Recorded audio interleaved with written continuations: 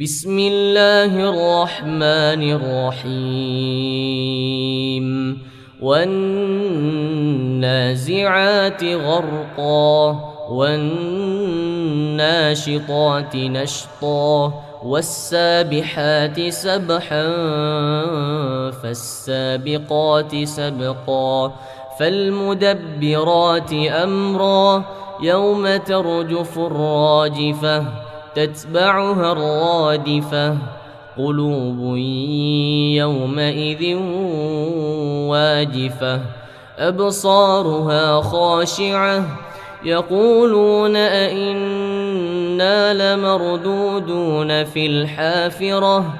أئذا كنا عظاما نخرة قالوا تلك إذا كرة خاسرة فإنما هي زجرة واحدة فإذا هم بالساهرة هل أتاك حديث موسى إذ ناداه ربه بالوادي المقدس طوى اذهب إلى فرعون إنه طغى فقل هل لك إلى أن تزكى وأهديك إلى ربك فتخشى فأراه الآية الكبرى فكذب وعصى ثم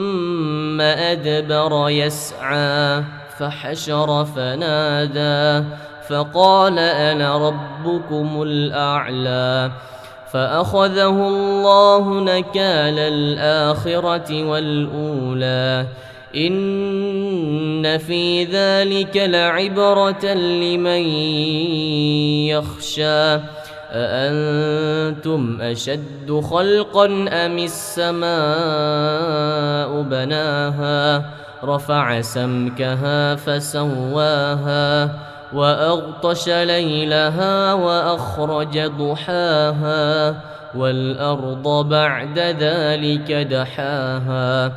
أخرج منها ماءها ومرعاها والجبال أرساها متاعا لكم ولأنعامكم فإذا جاءت الطامة الكبرى يوم يتذكر الإنسان ما سعى وبرزت الجحيم لمن يرى فأما من طغى وآثر الحياة الدنيا فإن الجحيم هي المأوى وأما من خاف مقام ربه ونهى النفس عن الهوى فإن الجنة هي المأوى